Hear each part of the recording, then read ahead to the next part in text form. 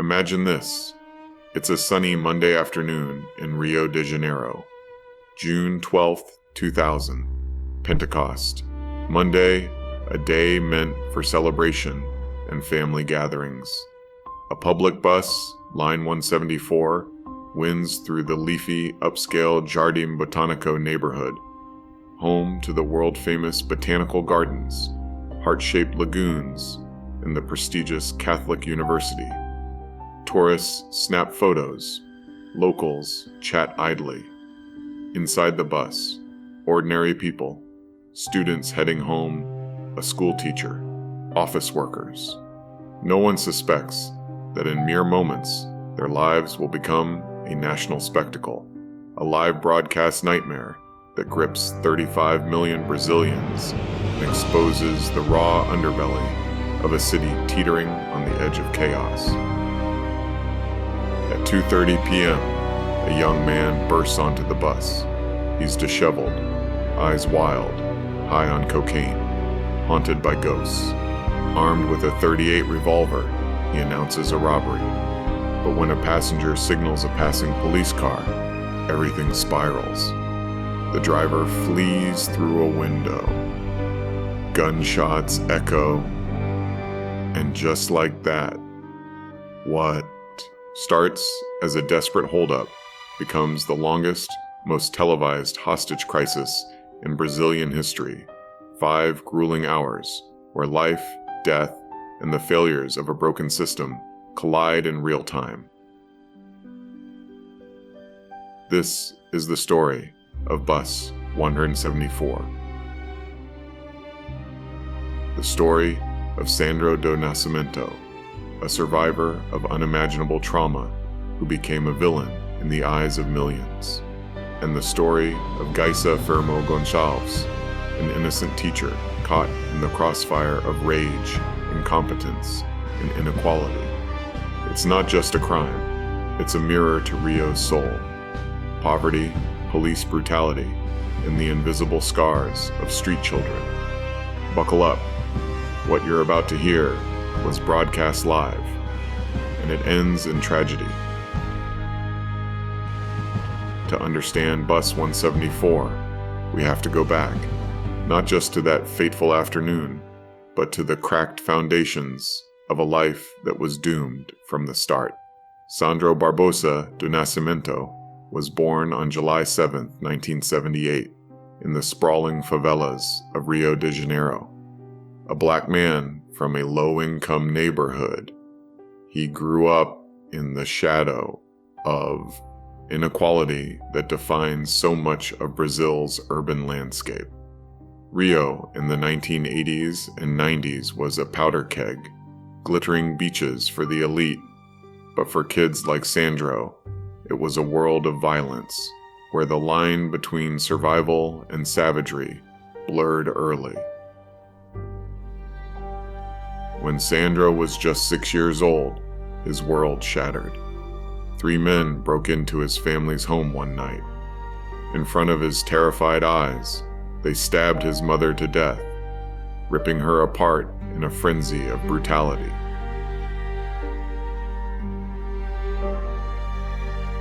He watched, helpless, as blood pooled on the floor. That image, that primal horror, would haunt him for the rest of his short life. With no father in the picture and relatives overwhelmed, Sandro fled to the streets. At 6, imagine that, a child, orphaned by violence, scavenging in the alleys of a city that devours its young. The streets of Rio became his classroom, his prison, his everything. He joined the hordes of meninos de rua, street children who slept in cardboard boxes, begged for scraps, and dodged the fists of passersby. By the early 1990s, Sandro found a fragile sense of community near the Candelaria Church, a colonial landmark in downtown Rio. It was a sanctuary for the homeless, a place where kids like him could huddle under its shadow, sharing stories and stolen food. But even there, safety was an illusion. On July 23, 1993, 8 years before Bus 174, police turned that sanctuary into a slaughterhouse. Off-duty officers, drunk and enraged after a nearby street kid's scuffle, opened fire on the sleeping children outside Candelaria. Bullets tore through the night. 8 boys died that evening, ages 11 to 21. Dozens more were wounded. Sandro was there. He survived unscathed physically, but the massacre scarred his soul. "Didn't you kill my friends at Candelaria?" "I was there," he would scream years later from the window of a hijacked bus. Those words weren't just rage.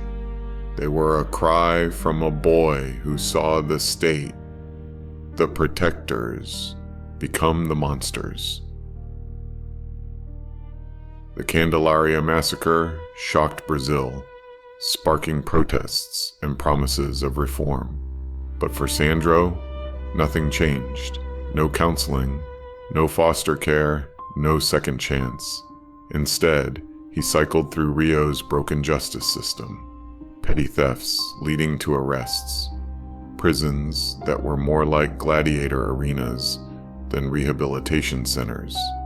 He learned to read a little, taught by social workers like Yvonne Bezerra de Mello, who ran programs for street kids. Just a week before the hijacking, Sandro visited her, desperate for work. "I want to be an electrician," he told her, his voice cracking with rare hope. She promised to help, saw potential in his eyes, but he couldn't shake the demons. Drugs, cocaine mostly, became his escape, fueling paranoia and impulsivity.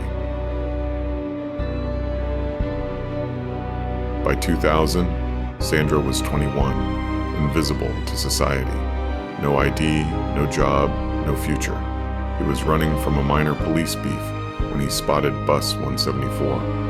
It wasn't premeditated murder. It was a desperate grab for cash. A fleeting power in a life of powerlessness. But fate and a passenger's quick signal turned it into something far deadlier. It's 2:30 p.m. on June 12th, 2000, Pentecost Monday. The sun beats down on Jardim Botanico, a green oasis amid Rio's concrete jungle. Bus 174 trundles along Avenida República do Chile, a route familiar to locals, from the University District to quieter suburbs. Aboard are about a dozen passengers, mundane souls in an ordinary moment. There's Janaína Lopez Neves, a 22-year-old student, chatting on her Nokia cell phone about weekend plans. Geisa Firmo Gonçalves, 20, a pregnant schoolteacher with a gentle smile, heading home after a long day. A few office workers, a student late for class, an elderly man clutching his bag. The driver, Euclides Varhão, navigates traffic, unaware of the storm about to board. Sandro sprints up, gun in hand, a .38 revolver, loaded and trembling. He shoves through the doors, eyes darting like a cornered animal. "This is a holdup! Everyone, down!" he shouts, voice cracking under the weight of adrenaline and coke. Passengers freeze. Chaos erupts. One man, quick-thinking, waves frantically at a passing military police jeep. The officers screech to a halt, lights flashing. Sandro panics, grabs the nearest hostage, a young woman, presses the barrel to her temple. "Back off, or she dies." The driver seizes the moment, smashing through an emergency window and bolting into the crowd. The conductor follows. Sandro's plan, simple robbery, crumbles. Now it's him against the world. 11 terrified souls trapped in a metal cage on wheels. Police swarm, Military cops first, then the elite BOP, Batallón de Operações Policiais Especiais, Rio's SWAT, trained for favelas, not public standoffs. But here's the first fatal flaw. No perimeter. No cordons. TV crews from Globo, headquartered nearby, roll up with satellite trucks. Within minutes, 4 cameras beam the scene live nationwide. Microphones snake toward the bus windows. Onlookers gather, phones out. It's not a siege, it's a circus. Inside, Sandro's mind races. High, haunted, he paces the aisle, gun waving. I don't want to kill anyone, he mutters at first, almost pleading. But rejection breeds fury. He demands a new driver, weapons, anything to escape. Police negotiators shout through megaphones. Sandro, talk to us. Let the women go. How do they know his name? A passenger whispers it, pieced from his ramblings. He singles out hostages for his twisted theater. First, a male student. You're late for class, right? Go. Tell them what you saw. The kid stumbles out, trembling. Then, Janaína. Sandro drags her to the front, lipstick in hand. Write it, he snarls. Shaking, she scrawls on the fogged windshield. He's going to kill us all at 6 p.m. The cameras zoom in. 35 million watch, hearts pounding. Sandro screams from the window. This ain't no fucking movie. Stare at my face. Take a good look. You can film me so that the whole country can watch. It's raw, performative, a street kid finally seen, even if through terror. The clock ticks. 3 p.m., 4 p.m. The bus bakes in the sun, sweat and fear mingling. Sandro releases more hostages, piecemeal. The elderly man, a mother with a child, down to 7 now. He rants about Candelaria. 15 years ago, they tore my mother's head off. I've got nothing left to lose.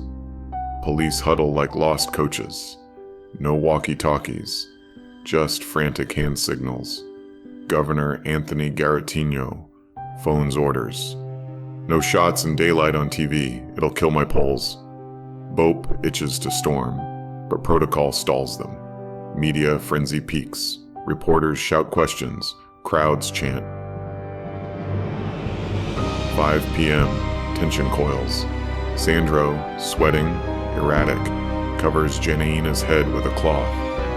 Pray, he whispers. Counts down from 100, gun to her neck.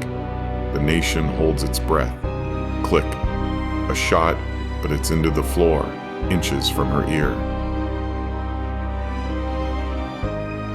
He hisses to her, pretend you're dead, scream. Janaína collapses, feigning agony. Other hostages wail on cue. She's shot, help her. Sandro fires again at the ground for effect. It's bluff, born of desperation, not bloodlust. Janaína later said, I was more scared of the police shooting than him. I knew he wasn't a killer. But the ploy backfires. Police tighten the noose. 6 p.m. passes, no deaths, but the deadline looms. Sandro's threats sharpen, one by one, unless you give me a way out. He mentions a rifle, a grenade, bluffs, but they terrify. Inside, bonds form in hell. Hostages share water, whispers of hope. One woman, on her cell, tells a friend, Look, I'll be late. Don't worry, I'm in a holdup. Surreal normalcy amid madness.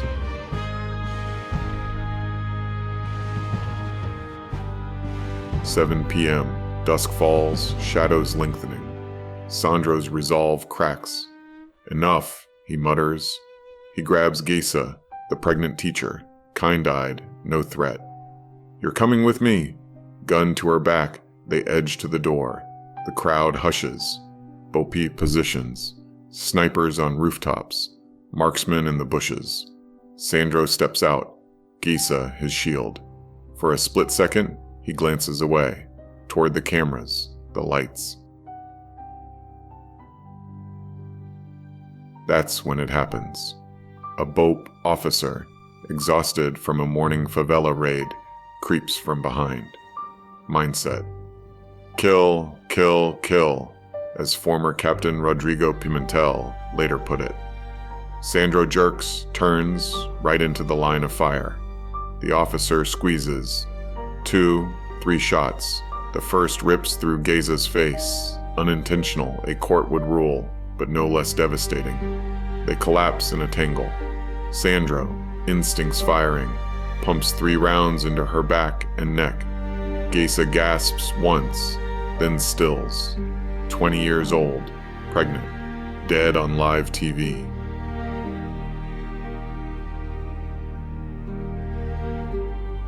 Chaos explodes. Crowds surge, breaching lines, some baying for Sandro's blood. Officers pile on, cuffing, kneeing. Sandro thrashes, gun wrested away. But in the melee, something darker unfolds. Rumors swirl. Asphyxiation, deliberate. Official report, he dies en route to the hospital. Accidental suffocation from the scrum. 3 officers charged with murder. Acquitted after a sham trial. The nation erupts in outrage. 2 innocents dead. Geisa, the victim of stray bullets. Sandro, the product of a system that chewed him up. In the days that followed, Brazil grappled with the wreckage. The bus route, renamed, 158, then 143, then absorbed into Trunkel 5, to erase the stain. Protests raged against police incompetence, the media circus that turned tragedy into entertainment. Why no isolation? Why storm without intel? Experts pointed to BOP's kill first ethos, born of favelas, but unfit for public eyes. Governor Garotinho's caution saved no one. It just prolonged the horror. But Bus 174 was more than a botched op. It was a scalpel slicing open Rio's wounds. The 72 street kids gunned down at Candelaria, the prison's recycling trauma into violence. The invisible black and poor funneled into oblivion. Sandro wasn't a monster. He was a symptom. The state did nothing for him. Filmmaker Jose Padilla would say in his 2002 documentary, Bus 174, weaving interviews with hostages, cops, and sociologists. Janaína. He just wanted to be seen. Pimentel. BOP saves lives? No, it's an army of killers now. The cultural echo? Profound. Padilla's film won Peabody's, Sundance Praise, a raw autopsy of inequality. Then 2008's Last Stop 174, a fictional retelling, Oscar contender. It humanized Sandro, showed his electrician's dream, dashed by illiteracy and despair. Today, in 2026, as Brazil still battles police reform and favela violence, Bus 174 endures, a cautionary tale, not of one man's madness, but a society's neglect. In the words of Ivan Bezerra, we could have saved him, but we didn't. And Geisa paid the price. If this story shook you, the raw intersection of trauma, media, and injustice, hit that like button. Drop a comment. What shocked you most? Sandro's past or the police blunder? Subscribe for weekly deep dives into the world's darkest mysteries. Turn on notifications. You won't want to miss the next one. And if you're chasing justice in your own life, share this. Awareness changes nothing alone, but it's the spark. Thanks for watching. Stay curious, stay safe,